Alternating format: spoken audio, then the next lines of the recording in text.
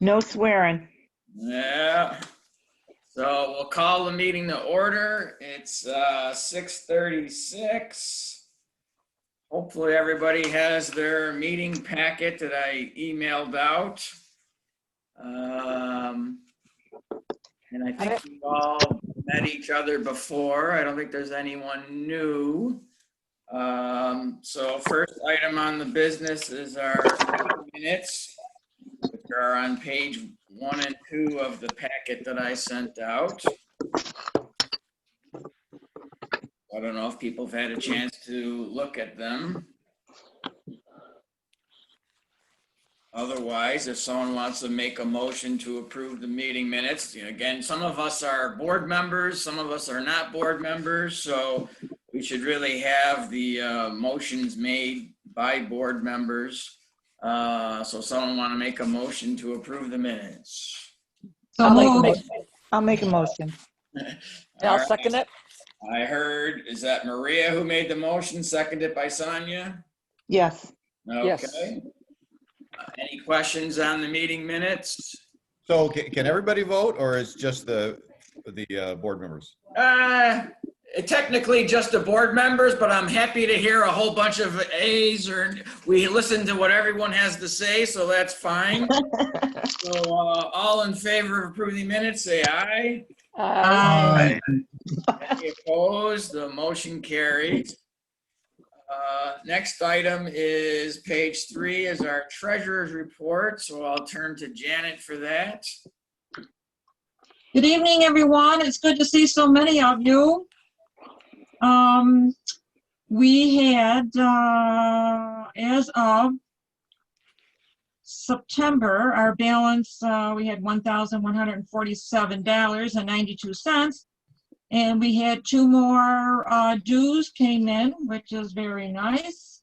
So that was a total of $40 more. And our balance as of October the 1st is $1,187.92. And that date we had 21 members, but since then we have 1 more came in. And so now we have a total of 22 members. And Janet, I think you told me that I was paid ahead, right? I just want to make sure. Oh, yes. Yes. Okay. That's great. So we always encourage people, if you want to be a paid member, to send in $20 to Janet. Any questions on the treasurer's report? Steve? You're muted there, Steve. When are dues required? I think we do it every March or April. Okay. Yeah. Okay, thanks. Sure. Someone want to make a motion to approve the treasurer's report? I'd like to make a motion to approve the treasurer's report. All right, is there a second? I'll second it. All right, second by Larry. All those in favor say aye. Aye. Aye. Any opposed? Motion carries. So next item is our Niagara County lawsuit. So as we talked about at the last meeting, we were successful in our lawsuit, which was great news. Judge Caruso in Niagara County ruled in our favor, said that we are entitled to receive the disclosure forms that were denied in our FOIL request, and actually said that the local law passed by Niagara County was in violation of the Freedom of Information Law. Still remaining to be decided is whether the county will have to pay the UB Law School for their attorney fees, and I certainly hope that the judge orders something to be paid. That would be good. So next in the process is our attorney, Mike Higgins, has to submit an order that gets sent to Niagara County. It's just standard in every case that whatever the judge orders, whatever side wins, has to put that in writing and send it to the other attorney for their review, just to say, well, no, I disagree. That's not what the judge said. Or, you know, that looks good. So that takes some time. I don't think the order's been submitted yet to the judge for signature. I know Mike raised an interesting issue with me. One of the things he was looking at is he believed, their local law required them to keep these forms, I think it was for 5 years. And he thinks they might have destroyed a year's worth while the case was pending. And he wants to bring that up, that they shouldn't have, hopefully they didn't destroy any. They shouldn't have destroyed anything while a lawsuit was pending. So he was looking into that issue about raising that and working on his attorney fee application. So we'll keep you posted. At some point, we'll get a hold of these disclosure forms. I don't know if there'll be anything interesting in there. I've already had news reporters ask me if we have them because they wanted to take a look at them. The reporters from the Niagara Gazette. So it's probably going to be a few more weeks or months before we actually get the documents. The wheels of justice turn slow. So we'll keep you posted. Any questions on any of that, Steve? If the county doesn't pay the attorney's fees, who does? No one does. And what their argument is, well, you know what? You, New York Coalition, haven't really paid attorney fees. The UB Law School is kind of assisting you pro bono, although there's cases which Mike referenced saying, you know what, although we're kind of a, pro bono firm, we're still entitled to be compensated for our work, and we've kept track of our time, and here's our bill, and this is important part of our work, so we can continue to do this.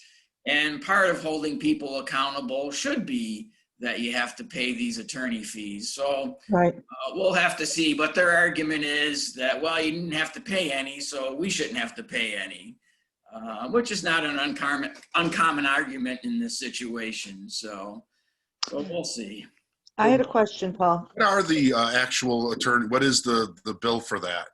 I haven't seen it yet, so I don't know. And I'm sure the judge won't give everything that's requested, but hopefully he gives something to send a message. Maria? I just had a question. Well, first of all, thank you so much for sending the recording from the meeting that I missed in September because I had that wake. Sure. That was nice to be able to catch up, and I think it's great that you record these meetings because then if something happens and you can't get to your phone or your iPad here, then you can get the meeting. But secondly, as far as the lawsuit, we were successful with the Niagara lawsuit, but what happens if the same issue were to show up, like say in Erie County or Wyoming County? Is this like precedent setting, or would we have to go through this nonsense again with Erie County or any other county in Western New York? Or could we say, hey, we successfully fought this battle and the judge agreed with us, or how does that work? Well, we can always make people aware that we won this case. I mean, most places aren't as bad as Niagara County. I have requested these disclosure forms from other places and gotten them without any problem. But Niagara County was unique in that they had this local law that made them secret. One of the things I asked Mike about is, will this case, there are certain cases that get what they call reported, that when attorneys go and search for cases, not every case is on this database. I said, is it some way to get this case in that database?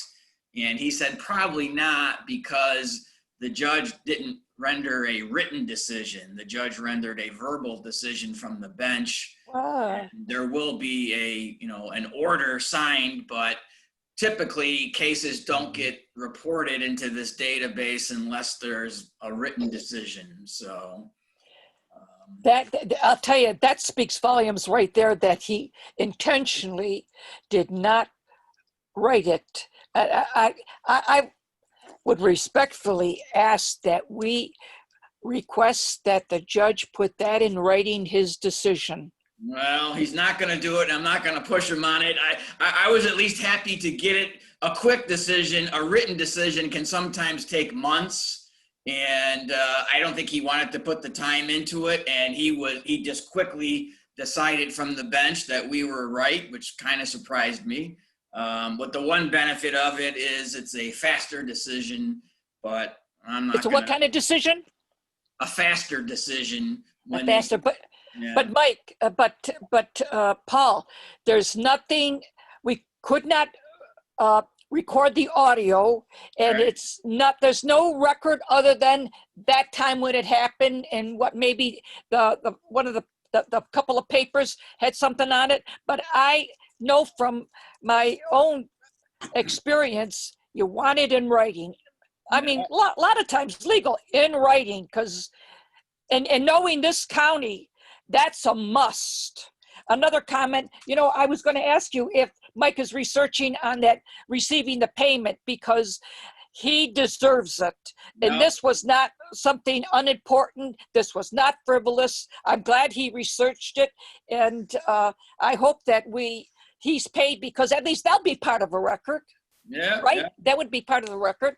yeah. So I really want to Sonia, emphasize. Sonia, there is going to be that communication that's sent to the, Niagara County, and they're going to respond, like Paul said. So that will exist eventually Yeah, in terms of a written document. but this county, from decades knowing, this is how they operate. And No, I hear you. I hear yeah, you. But there yeah. will be something written eventually, right, Paul? Well, And Sonia, the only thing written will be the actual order that the judge signs, but it won't be something that people will be able to find if they're doing research on this issue. So, Well, and that's the important thing there. I remember when Kathy Cochran, she was a regular participant in NT and some other fellow citizens, they used to attend, and she followed through. And that was almost like buried until Mike researched and he found something. I would really love to see if we can have this where we have a written record. yeah. Sonia, I hear what you're saying, but I just had another question for Paul. Now, when the Niagara County, first of all, I think we should take our ball and run with it and be grateful that the judge decided in our favor. So I agree with that part of it. But the other part of it is when the Niagara County board meets, don't they have to say old business, new business, we were in a lawsuit, we were unsuccessful or whatever? Wouldn't that be another source of documentation on their own record? Nah, That, like- it probably won't go on a meeting agenda. I'm sure the legislators, know, but it's not going to be something that goes on a meeting agenda. And Paul? Because don't they have to spend a certain amount of money to do the lawsuit? So because they're doing that expenditure, don't they have to have it on, like, we spent X amount of dollars fighting this lawsuit, we lost the lawsuit? If the county attorney is paid a yearly salary, it's just part of his job. So they don't pay any extra for filing papers or anything like that? It's no big deal? No, it's Okay, just all part of the budget. Okay. It seems like the only way that this would become part of the record if somehow we could get something on the agenda of the Niagara County Legislature to recognize this, and then someone could speak at a meeting regarding it. That would go into the official record, because if you speak at the end of the meeting, as we know, it won't go into the official record. So the only way that we could get it on the record is somehow we could talk about it as an agenda item. That's a good Might be point. something to think about. Maybe once we get a signed order from the judge, I can request that it be placed on the meeting agenda. They could deny my request. I've requested to put items on the agenda before. But maybe a friendly legislator like Dennis Virtuoso or somebody would put it on the agenda. But once we get a signed order, we'll try to get it on a meeting agenda. Okay, good. So I have a couple questions. Sure. Well, and first of all, thank you for all the work on behalf of Niagara County citizens. Appreciate that. And I wonder if it would make a difference if several Niagara County residents called and requested this item to be on the agenda, if that would make a difference, perhaps. So that's one thought. Sure. The question is, when did all of this start? Like you mentioned, the wheels of justice being slow. When did this business start with this lawsuit? Well, the lawsuit was filed in April, or yeah, I believe it was in April. Or I maybe thought it it was was filed March. in February. It was filed in February, just before Yeah, everything shut down. So it was Yeah. filed in February. We probably would have got a decision before now if it wasn't for all the COVID stuff slowing things down. But all in all, as far as litigation goes, this is pretty quick. I mean, a lot of litigation takes years. Yeah. Yeah, and I the, would- excuse me, the other thing I heard you say, I thought, is this problem is not a usual problem in New York State. Like Niagara County legislature was unusual in that it flaunted the state law. Is that correct? It's not unusual to have a hard time requesting information from governments, but when it comes to these disclosure forms, I haven't had any problems in other places. Okay, all right. Well, and I think what Paul mentioned another time is that this was the only law in the entire state that was like this. Right, only county that had a law like this. And that should really be pointed out because that speaks volumes. Well, and I think that was a big factor in the judge's decision, truthfully. Sure, Well, sure. see, now the other thing, I think the other part of this is, at least for me, now that we were successful in this lawsuit, it means we have access to all the records, right? So we can just ask for the records and see if there's anything in there that's nefarious or that we don't like or that we do like. Is that how the process works? Yep, the next step, once the order is signed by the judge, is we'll get the copies we requested in our FOIL request, and we'll take a look Great. at them, and so will the news media. Great.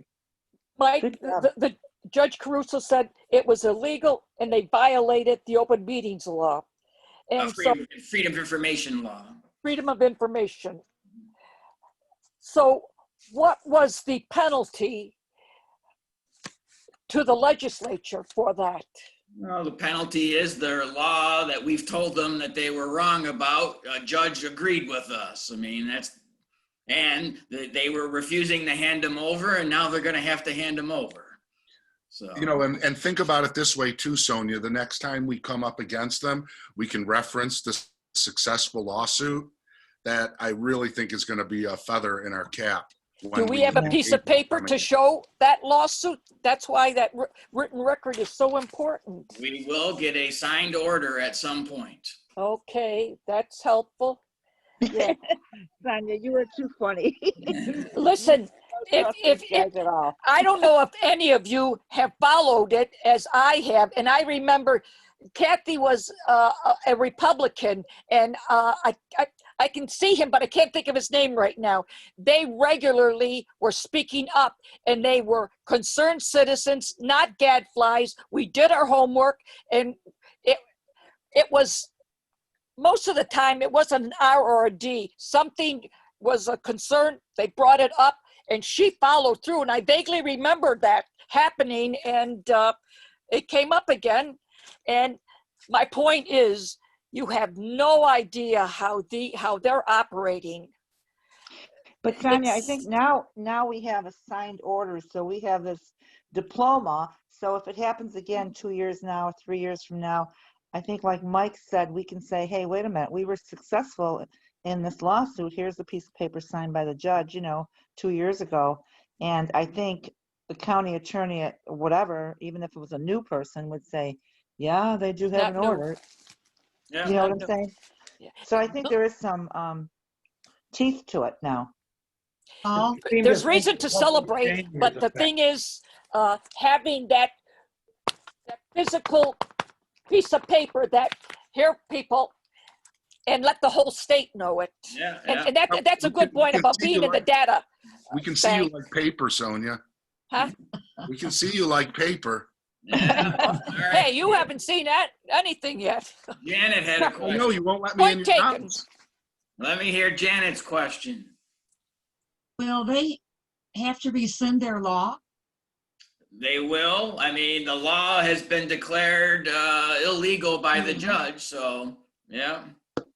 once the order has been signed, I assume they will do something about changing that.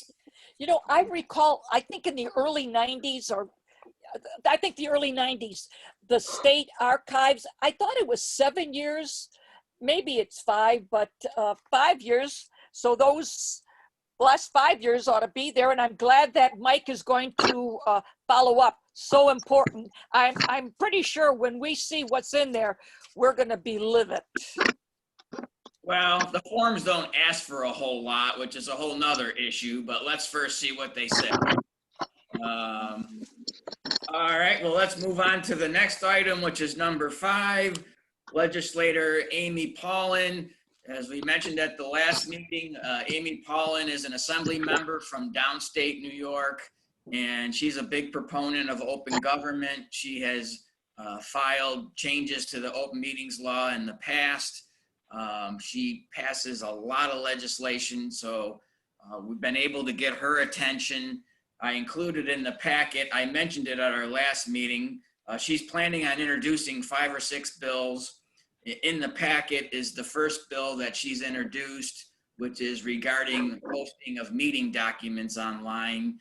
Right now, it's a little weak in that it just says, as best as local governments can, they should post meeting documents online. And she's looking to eliminate that as best as you can language and make it mandatory that you have to post your meeting documents online. So I know she's working on other legislation, other bills. Her and I emailed just the other day. I brought to her attention that the New York State Committee on Open Government seems to be searching for, they have an annual report that they do every December. And in that report, they make recommendations on laws that should be changed. So I encouraged Legislator Paulin to contact the New York State Committee on Open Government. Maybe she could send them a letter with copies of the bills that she's going to be introducing. And it would be great if we could get the New York State Committee in their annual report to support these bills. That would be helpful. Yeah. So she's gonna work on that. I was about to send an email out the other day that the New York State Committee was supposed to meet yesterday, but they had to cancel their meeting because I guess they set the date and time, but then several board members said they couldn't make it. So that meeting's being rescheduled, and I'll let you know when it is going to be rescheduled. A couple of us observed their last meeting, and we'll keep you posted about Legislator Paulin's bills. Any questions on that?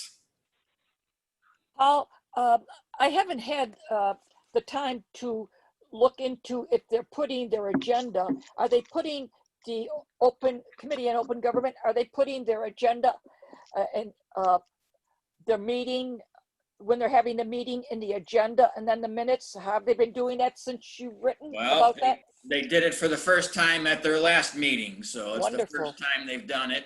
And then they posted it for this upcoming meeting, but then they had to cancel. So, Thank you. yeah. Are they gonna, Paul, are they gonna reschedule the Kristen O'Neill that was gonna happen in October? It couldn't? That's the next item on the agenda. So item number 6 is we had a FOIL training session scheduled with Kristen O'Neill to be the main speaker from the New York State Committee on Open Government. And that was going to happen at the end of September. And a couple days before the meeting, Kristen O'Neill sent me an email that said for personal reasons she had to cancel. It had to be pretty bad personal reasons. I didn't ask her, but I asked her about rescheduling, and she said, look, I am not rescheduling anything at this point. So sounds like she had some pretty serious family issue to attend to. I don't know. But then I got into an interesting exchange with the new executive director on the New York State Committee. She's a little difficult. And I saw that. The assistant, you're talking about the assistant, Paul? Well, the new executive director, the person who took Bob Freeman's place, Oh, And oh as you yeah. may recall, the way she came in was just terrible. She came, O'Neill. the board was not involved in her selection. It was kind of imposed upon the board by the governor. It was decided behind closed doors that how do you pick an open government executive director behind closed doors? It's just amazing. So she did not get off to a good start. And there have been several articles that she used to work for a state agency, and she was very resistant to releasing information when FOIA requests were made. And so there's a lot of concern that she may be too close to the governor's office and may not be a good proponent for open government. But in any event, when Christian O'Neill had to cancel, she informed me on Monday. The training was scheduled for Friday. I know the executive director is familiar with the FOIL law, and I said, well, can the executive director fill in for you on Friday? I know Christian has a PowerPoint that she's prepared, and maybe the executive director could just give the PowerPoint. And Christian said, well, I know that the executive director is not available this Friday.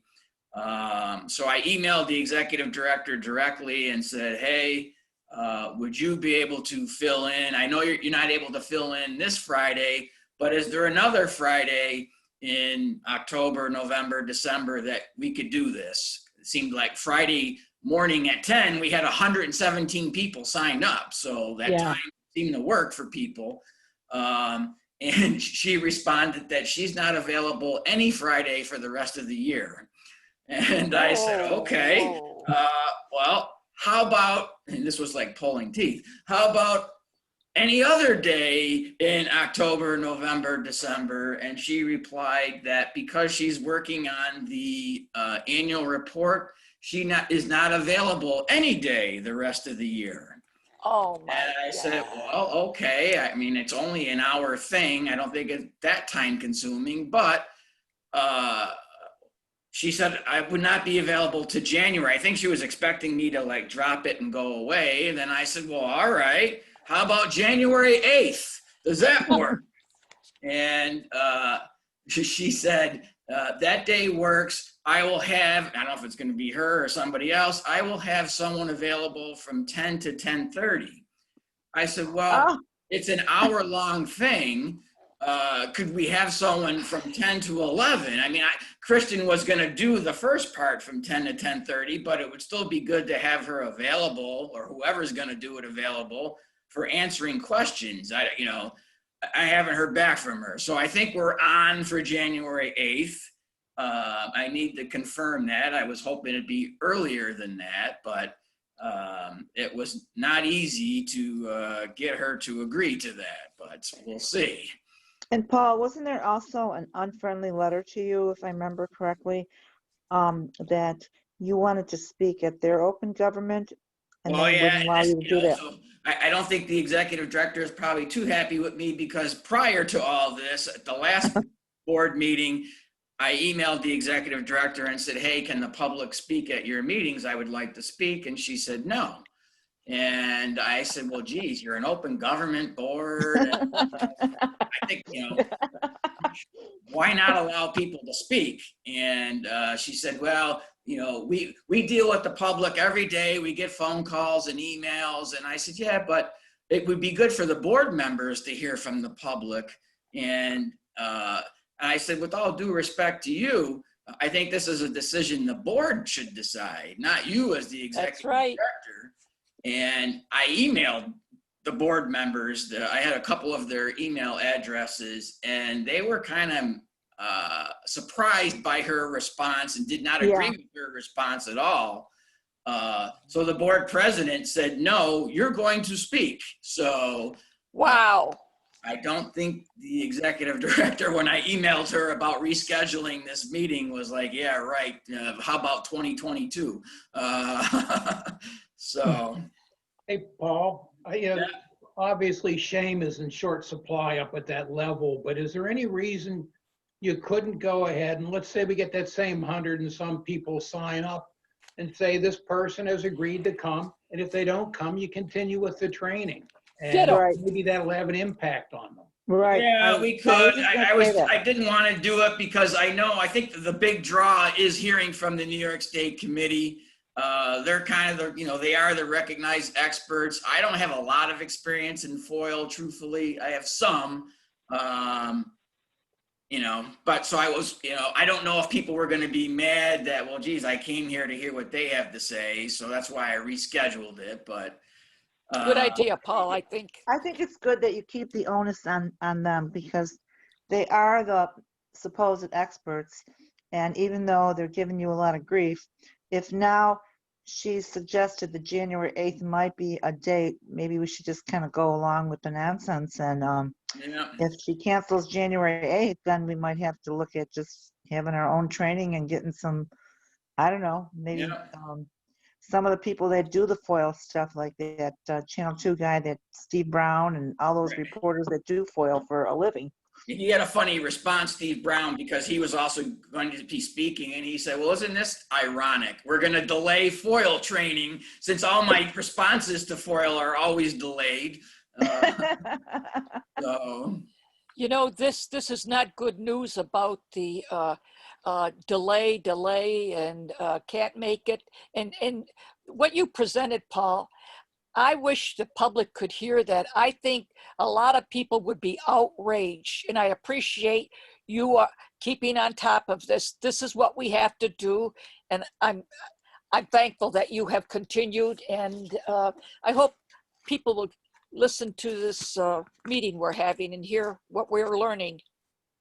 And Paul, I think we've made some friends on the board of directors, which is good, and Sounds it. hopefully we can build on that. And You I think the board is pushing the executive director to maybe do things that she doesn't necessarily want to do, but she answers to the board. So. and Paul, the thing is that it's a big accomplishment, certainly on your part, that you were able to get 117 people on a Friday morning that are willing to listen to open government. And like you said, that's the draw. It's like, okay, here comes Elvis Presley, and then you say you can't have, the local guy that sings at a bar. You got to Yeah, have I was that surprised that many people signed up. I was able to find some good email links. There's different clerk associations. There's like a county clerks association, a town clerks association. So I emailed a bunch of people, and about half the people that signed up were clerks, a lot of them town clerks who have to process FOIL requests. So that was interesting. And another large group of people were reporters that, file FOIL requests and get ignored. And then there was several just concerned citizens that are interested. So it was an interesting mix of people. Good news. I have all their email addresses still, so I have the email addresses for 117 people. And did they know that you had 117 people signed up? I did let the executive director know that, look, I got a lot of people here. It would be great if we could do this sooner rather than later, but. Maybe that's what scared her off. Something to keep in mind with this sort of unfortunate development that the executive director is perhaps not going to be the best advocate for open government. I think it just makes the legislative component of what Amy Paulin is doing all the more important, because their job is to rule on these issues. If the laws are rock solid and in favor of open government, it won't matter as much. Yeah. I mean, is that a sort of a fair assessment, Paul? Yeah, I would agree. And I think they were kind of surprised when I said, look, Amy Paulin's introduced a bill at our request and there's more coming. Good.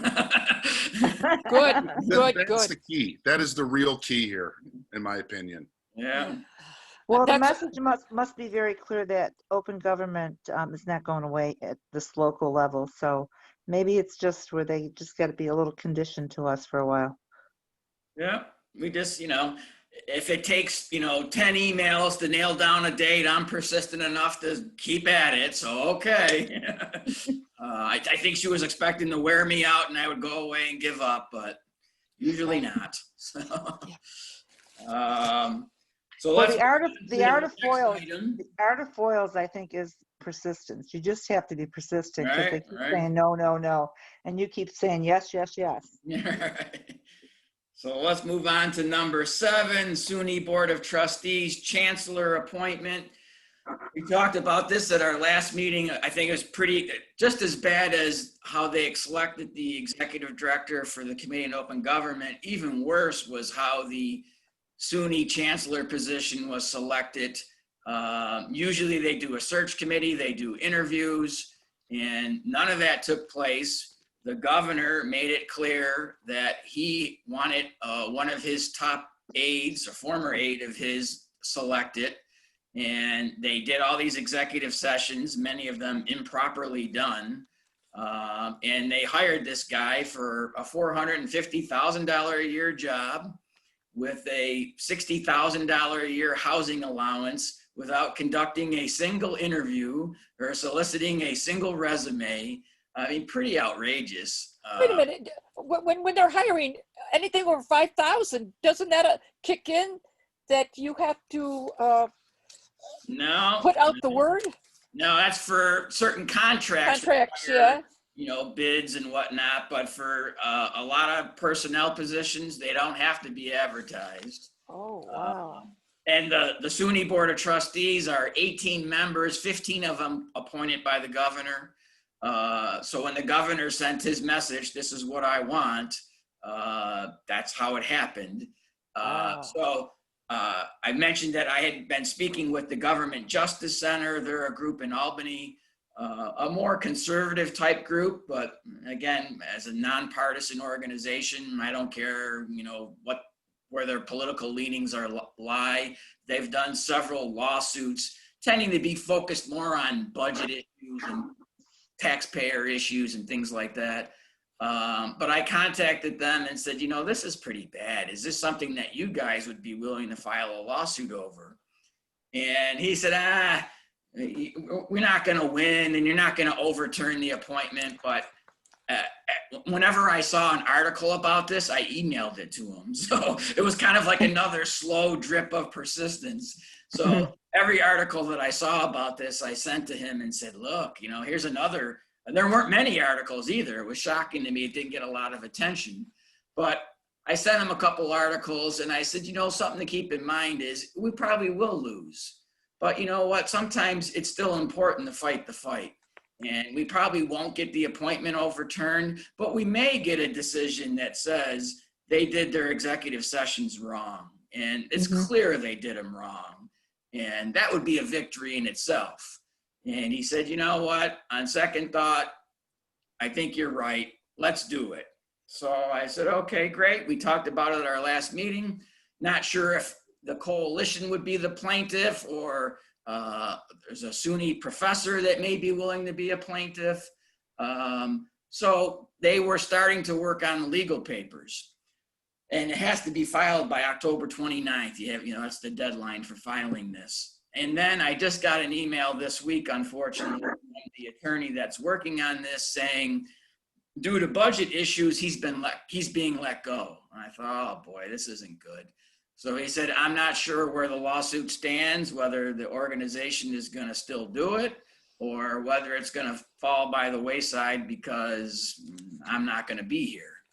So I have to still follow up with his boss, who I had the initial communications with, to find out, are they still going to file this lawsuit, or because of COVID and budget issues, are they not going to file it? So How did you find out the salary, Paul? The $400,000? It's mentioned in several news articles. Because I think that might be a way to kind of keep, like you said, you keep sending them articles. And I think if you just kind of keep showing people that $420 some dollars, $20,000 of taxpayer dollars are just going out the window, plus an additional housing allowance when people are out of work and having a hard time paying their mortgages and rents, that might pique someone's interest. Yeah. Who pays that $450K and $60K for? That's part of the state budget. So we pay it. We pay it. So it's taxpayers' money. And this week I'm hearing people in the Falls complaining about Cuomo, the way he's handling things and calling him like a dictator in his decisions. And this is another example of this and the executive director of Open Government Committee. Yeah. We need to get the word out about this. And because of the response, of course, I realize you said a lot of clerks were registering for the training session we were having, but this is an outrage. He's saying how we're have a deficit in the budget, and then what, 510, Yeah. over A a half a million dollars. $500,000. That's $500,000. That's crazy. Well, any job, you should, anyone should have the What's your word? opportunity to apply for a government job, be interviewed, be considered. Yeah. It's not supposed to be this private club of, Exactly. Political appointments. Well, let's do a FOIL and ask for his resume and his application. Well, I think he passes the qualification test, but is he the best candidate? Who knows? We didn't solicit resumes or do interviews, Right.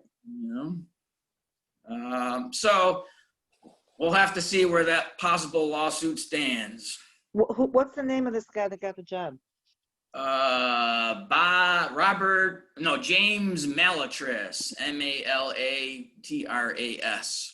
Oh, he's the one that's on with the governor all the time on TV, right? He was part of the governor's COVID stuff. He used to be he worked for governor for many years. He became the head of Empire State College just 18 months ago.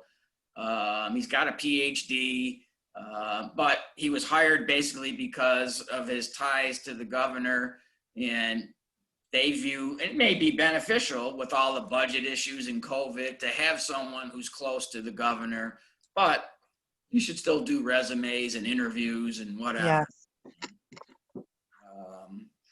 Thank you. So let me move on to number 8, which is the North Tonawanda Niagara reporter contract. So we talked about this at our last meeting.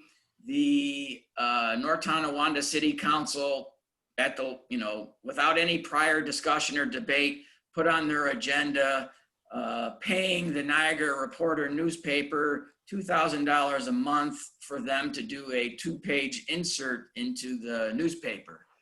And this was done right after a negative state audit came out.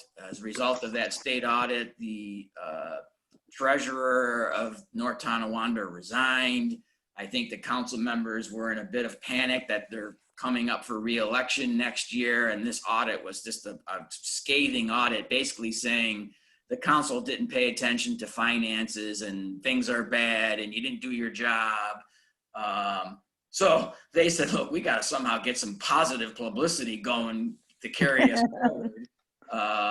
And they came up with this idea, which I've never seen before. We're going to enter into a contract with the newspaper, $2,000 a month, so that you can print a 2-page insert about positive things going on in North Tonawanda.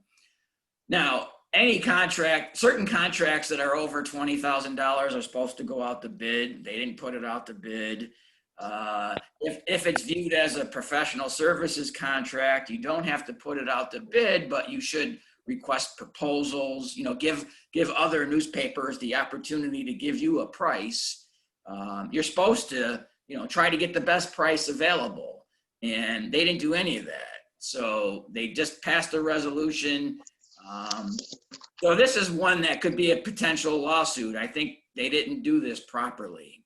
And Joe, I don't know, have they done a 2-page insert yet into the Niagara Reporter, or have they not? No, I actually asked about this, and the council has not acted on the contract because I don't know if you know, the person who negotiated the contract, the editor, is involved in a rape lawsuit now. Right. And actually the case was just the other day given a special prosecutor in Erie County because Nick D'Angelo, the guy who is at the center of all of this, worked on Carolyn Watazik's reelection campaign. So, and that's a whole reason, frankly, why he was selected in the first place. because he's on their team. He has proven himself to be, one of these party faithful, and that's why it was pushed through. I did get the results of the FOIL, and I will actually forward that to you, Paul, All right. after the meeting. I went through it. I didn't see anything that would indicate anything that's going to be of particular interest. Let's put it that way. But the contract is on hold. Right. And the contract was also, the council passed it, but subject to their attorney reviewing it and approving it. So I was waiting to see if the attorney was going to move forward with it or not. So apparently it has not been acted on. And, I think but it hasn't been rescinded either. So I think they're hoping that somehow they're going to be able to still sneak this in, because it has been, semi-approved. but if they do go forward with it, I think this could be a one to sue. But I think it's one that would not be sued in the name of the coalition. I think you're better off having a taxpayer file the lawsuit, because I've done some research and courts have had some problems with nonprofit organizations challenging the expenditure of taxpayer funds, saying, well, this doesn't affect you. You don't even pay taxes. You're a nonprofit. You don't even live in this community. So we'll have to see. We'll have to see if they go forward with it and whether it makes sense to file a lawsuit. One other thing, just for some more reference, at Tuesday's meeting, the council announced, what a tough spot that they're in with the budget, and that, they described it as an austere budget several times, which to me, I think would preclude PR services at the tune of $2,000 a month, which they frankly could be doing themselves. Right. Maybe not the printed aspect would be so easy for them, but they could certainly be doing their own social media, which doesn't require, a PhD. Ditto. Yeah. So we'll keep watching that. Let me move to number 9, which is Mount Vernon. Mount Vernon, New York is a city of about 65,000 people just outside of New York City. One thing I've been doing recently is I get an email whenever the state controller releases audits of local government. So like once a month, he'll send out an email, and these are a list of 10 communities that we audited this month. And a lot of time those reports are pretty bad. And I was just skimming through and I saw the Mount Vernon look particularly bad, kind of like the city of North Tonawanda, that it's just a disaster there. And then I said, you know what, when someone's getting a bad financial audit, they're probably not doing too good on open government either. So I just took a look.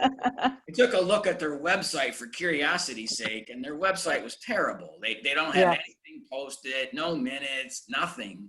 And then I started just Googling Mount Vernon, and holy cow, do they have problems. The mayor was indicted for criminal activity. The police chief was arrested. The city attorney's been sentenced to jail. I mean, it is a mess. They've had, all kinds of who's in charge. When the mayor got indicted, they had a fight over who was acting mayor. It's just bad. Oh my God.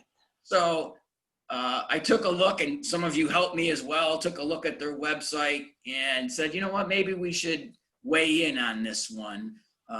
It looked pretty egregious. So did a 2-3 page letter that sent out to the media down there. And fortunately, I also did some research to try to find the email addresses of a couple community associations. So I found 3 or 4 community associations. I included them on the email. I was surprised that it got no media coverage. It just didn't get picked up by any newspaper, any TV. But what was good is the citizen groups contacted me and said, thank you so much for doing this. We've complained about this for years. What can we do to draw more attention to this? Good. And so I've encouraged them to, at the next council meeting, you should, go to the council meeting, speak, talk about it. Share the article on Facebook. So I was just emailing with them earlier this week. I said, you know, one thing we could do maybe is the council meeting is next Wednesday night. Maybe next Wednesday, we could do a press conference where the coalition, you know, goes over our report, but you guys would be, the neighborhood residents would be part of the press conference. When I do my spiel, I'll turn it over to the residents for the news media to hear what concerns they have. They're living it, not me. And they said, yeah, let's talk about that. Maybe that's a good idea. So we're still discussing that. I got to one person has gotten back to me saying, I think it's a great idea. I got to wait to hear back from the others. But it's good to, you know, get some grassroots folks, you know, that are appreciative of what we're doing. And if something gets set up, I'll certainly let you guys know, and we can all do the Zoom press conference together. And maybe that'll be some way to draw more attention to it. Paul, did you tell them about the training session we were going to have in September and let them know about it? So they may want to Zoom in too. I haven't, because it was already canceled at that point, but I'll certainly let them know about the new date. Yeah. So it's good. I'm on this email thread that they're kind of, you know, it's hard for us sometimes to come in as outsiders. It's a predominantly African-American community. Here we are, a bunch of white folks from upstate New York who's going to tell them how to do things. But what we can do is say, we've identified this problem, and it's not just us. Hear the residents that are on this, you know, Zoom meeting and hear what they have to say. So maybe that will get some publicity and put some pressure on the council members to do something. And we welcome all origins, black, white, purple. So I'll keep you posted on that one as well. So that takes us to new business. I don't know if anybody has anything they want to bring up under new business. Well, I just wanted to comment on, you know, how difficult this COVID is with towns. You know, we have budget hearings coming up that, you know, theoretically the entire public or anybody who wants to speak can speak. And yet we have this 50-person limit on how many people can be in a room. So what we're going to do is we have, you know, like security. I don't like it, but we have security when they come in. So they'll let 40 people in, and the next 40 people, they'll give a ticket.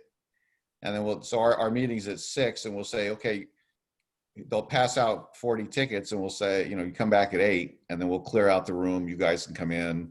And then if there's more people than that, we'll do it a different day, and, you know, another 80 people. Now, normally you wouldn't think that a 0% tax increase would cause a lot of people to want to speak. I suspect most of the people who are going to want to speak are employees who are not happy that, you know, they might have one or two of their colleagues retire and not be replaced. Okay. Well, that's great that you're making every effort possible to hear from people. You know, a lot of places just aren't, you know. Oh, and, you know, another issue is Facebook. We were allowing Facebook comments at meetings, but I mean, there's the Facebook feed is delayed. People comment, even if we make them, we say, hey, write public comments so that, you know, but Facebook is full of, you know, back and forth, and people just want to comment just to say, hey, good job. I mean, it's not like a comment like you would normally have at a town board meeting. So actually, for this public hearing, we're saying we're not going to take Facebook comments. If you want to comment, you can write us a letter, you can send us an email, or you can come to the meeting. And you're still live streaming the meetings too, right? Right, we're live streaming the meetings, yep. So if somebody wants to come to the meeting, okay, if somebody writes a letter, somebody writes an email, and somebody just shows up, is there any priority to any of those 3 individuals, or is it just first come, first serve? No, well, I mean, probably the people who speak will speak, and then we'll probably read all of the rest. Not sure what the volume is, but. So Gary, you're allowing people to come to attend your meetings, and you do it like 40 per exit. That speaks volumes. And NT, I haven't been at a meeting, and they're streaming. The public is still not able to attend. I've been going as a member of the press. Right, But- you're the only one because Yeah, only the press is allowed. Gary, like, what's up with that? Is that a choice that the city council's making, or because Yeah, our our town board made the choice. I think we've been doing it for a couple of months. because I think that Wow. the NT council is saying it's a governor's thing. Well, Is that- no, it's up to each city council if they want to have people in person, long as you limit it, or just not allow it at all.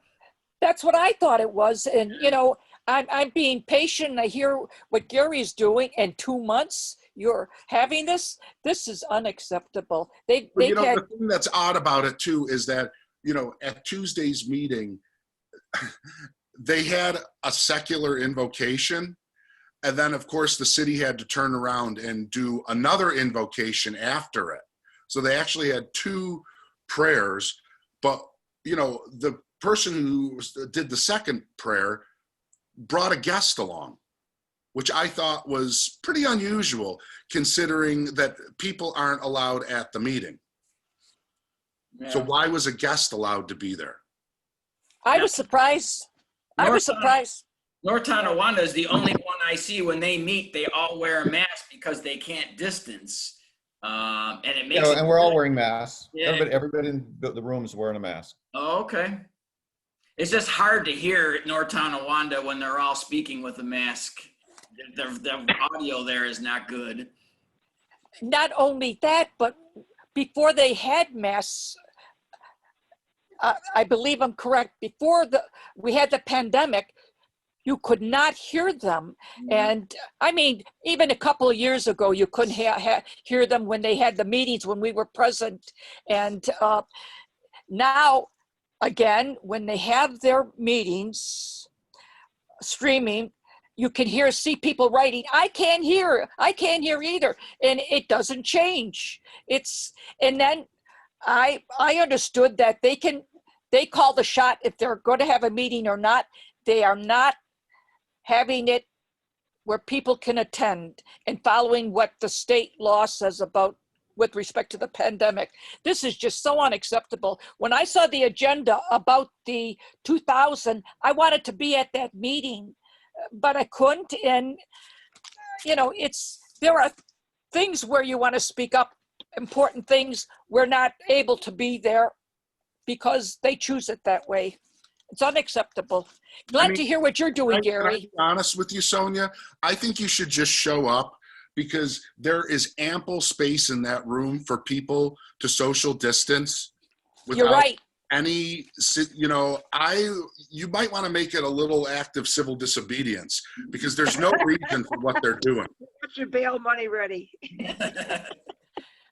But believe it or not, I believe I'll in, open the door for you, Sonia. I went to it not too long ago, and I thought I can be there, but I was reminded it's only the media, and I thought, hey, people should be at this. I don't know if it was Start a a public. newspaper. I think it was a public hearing. I think that might have been it. Even that we couldn't attend. It's Start a newspaper, Sonia. Nick D'Angelo proves anyone can do it. All Yeah, right, he- anything else under new business? Sue, I haven't heard from you at all. How's things with you? You got to unmute yourself. There you are. I'm busy. I've gone back to work. Oh, okay. Yeah, But you're still following our efforts and attending the meeting, so we appreciate it. yes, I'm listening. Sue, are you and Alberta the two gals who used to sit behind me? No, No, Okay, I think I recognize Alberta. yes, I am, and my friend Chris usually comes with me to the NT council meeting. Yes. Glad you're here, Alberta. no, I've attended Wheatfield's meetings in the past.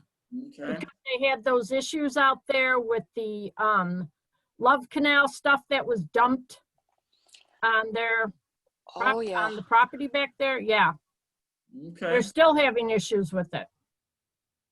But they do allow people to speak. They're pretty decent out there. Yeah. Maria went with me one time. Yeah, All I was right. amazed. Steve, you had something? Yeah, Paul, you made a comment about professional services. We have a little issue here in Lewiston where we have $100 million water pipe project going through. And traditionally, the engineering services for that are a percent. So the 1% fee was awarded to GHD, which is a huge engineering company, international. The problem is the town engineer works for GHD. And I have sent a number of things that have been read into the record saying that the board is not doing their fiduciary duty. They're not doing this employee any favors by dropping this in his lap. I said, this is a side gig. This is not his job. He works for GHD, and you've just given them $1 million. Now, one of the issues that came up was, well, $1 million is a limit for professional services. Well, of course, the size of the job went up to 140 million. So now GHD is at 1.4 million. There's no oversight. And I've tried to get the board to say, look, you hire another engineering services firm to audit this, and you'll get the money back. You don't know. They think by auditing the finances that they know what's going on, but they don't have a clue because all kinds of crap could be getting slid in with changes and unnecessary fees. So that's what's going on in Lewiston right now. And So is the town engineer a part-time employee? Like Bob and trucks, Bob. Is the town engineer a part-time employee? How does he work for GHD and the town? He's a full-time GHD employee, if not a principal. But Ann works for the town? Uh-huh. They have a similar situation. too. They have a similar situation in Wheatfield where they basically have someone from Wendell Engineering is kind of permanently on contract with the, so I think this is kind of, unfortunately, a common thing. Well, I can understand the contract, but you're saying not only a contract, he's a town employee. He's the town engineer and he gets paid, I don't know, $30,000, $40,000 a year. Does he work part-time for the city, Steve, or full-time? Well, it sounds like they just contracted the whole thing out. And I don't know, Gary may know some of how it works out in West Seneca. What's that again? So out in West Seneca, do they contract out all the engineering, or you have actually a town engineer? No, we contract with Clark Patterson for as our main engineer, and we do have 3 assistant engineers in the engineering department. We used to have our own, and for some reason they went to this contract years ago. And do you do an RFP where you solicit it, or that's just the same person that's been there, same contractor for years, or? Yeah, yes. I mean, it's personal services, so, as you said before, you don't have to. I mean, they stick with him because he has, they have intimate knowledge of our sewer, and history and all that stuff, but there is certainly an interest to see if we can do better, that's for sure. Well, the issue is that the town engineer should be overseeing the engineering. He shouldn't be handing it to his company, which is what has happened here. Yeah, I mean, certainly they make more money if they have more work. You're right. And as a member of that organization, if they get an extra $1 million worth of business, Bob has to get an extra $5,000, $12,000. I'm sure he gets a piece of that. He's not a straight salary guy on something like that. He'd have his benefits and incentives to increase business. But it sounds like it's a common practice that engineering services are contracted out. It would be interesting to maybe through some Google search to see how other municipalities handle it. I don't know. I don't mind nickel dime stuff, but we're talking over $1 million here. All right. Anything else for new business? I just had a question. Are we gonna be Zooming next month again? I'm assuming we're not gonna go to library anymore. Yeah, I think probably so. So our next meeting would usually be the second Thursday in November, so that would be November 12th. And then we usually skip December and I guess maybe see where we're at come January. So You really want to skip? I mean, it's up to you and everyone else, but I mean, I'm not sure we need to skip December if we're just going to be Zooming. How does everyone else feel about I that? agree. I agree. Good point. I agree Joe. too. Yeah. I think it's important just to keep going with all this nonsense because, you know, I missed inadvertently the September meeting, and then I had gratefully that you guys recorded it and it was nice, but it's still not the same as like, you know, you like take your notes and you're like, oh, gee, I didn't know about that. So I think it's important to keep going. all right, no problem. So unless we have anything else for new business, we'll meet again November 12th. And just need someone to make a motion to Paul, adjourn. Yeah, Paul, I'd like to ask, Maria mentioned the recording. How do we listen to the recordings? I usually send it to Joe and then Joe puts it up. I'm not sure. We have a YouTube page, Joe, or? Yeah, I'll talk with you, Sonia, on how to access that material, okay?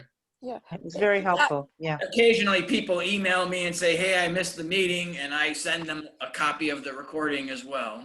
Do we have the information of the recording with our minutes? Do we also show, if you want to hear the recording, you go to so-and-so, here it is? Do we do that? I haven't posted it on our website. If I can figure out how to do that, or I can give Joe access to do it, we can certainly put it up there. I'm thinking, would this be a good idea? Yeah, no, I agree. I think we should publicize that more. Yeah. Okay. All right. That's great. Someone want to make a motion to adjourn? I make a motion to adjourn. Second. I'll second I'll that. second. All right. Well, Joe beat you to it, Richard. Now, Richard, I didn't hear from you. What's going on with you? Well, I've been pretty occupied with the Housing Authority still. They had one meeting that was open to monitoring, but then the most recent meeting, they've gone back to in-person meeting, but you know, they're in a part of town that very few residents could get to anyways. So chances are they will probably not have any more Zoom or that kind of access to the meeting. If you want to know, they only have to go across town, and but there's been some changes in the Lampwood Housing. Where do they hold the meetings, Richard? Hmm? Where do they hold the Excuse me? meetings? At the headquarters, which is, I mean, for me even, it's basically going from one end of the city to the other, and very few residents ever go out that far. The only ones that live near there are the families, and the families never attend meetings. So they've managed to keep their meetings pretty much for themselves. But I did tell Paul that there have been some changes on their website, largely due to Paul's, insistence that they are putting documents along with the agenda for the very first time, and that was quite a change by itself. So some positive change there. Yeah, well, that's again due to Richard monitoring them, and then together when we send a letter, in the past, the Lockport Housing Authority has just completely ignored me. I don't know, again, maybe it's this Niagara County lawsuit that, well, we better not mess around a whole lot. So since I sent that letter, which Richard brought to my attention, they have at least made some changes. They're not, still got a ways to go, but they're at least putting stuff up on their website, which they never did before. Yeah, Right. good work, Richard. Good work. Richard, I'd like to connect with you because I have a website that they're advocates for housing. I'd like to share that with you if you'd like. Yeah. Yeah, you could, you have my email address, I think. If you want to, if you have mine, send it over. And you're more of a geek than I am. I'm not even a geek, but Believe me, I am not. okay, I believe it. Richard's on the phone. Is it 93? Your phone last digit's 93? 8193, yes. Okay, got it. Thank you, Richard. We'll connect. All right, well, we got a motion to adjourn that's been seconded. All those in favor say aye. Aye. Aye. Any opposed? Meeting went a little bit longer than usual. So the motion carries. We'll be in touch by email and we'll see you on November 12th. Thanks. Thank you. All right, take care. Bye, everyone. Goodbye, Good everyone. night. Good night, Alberta.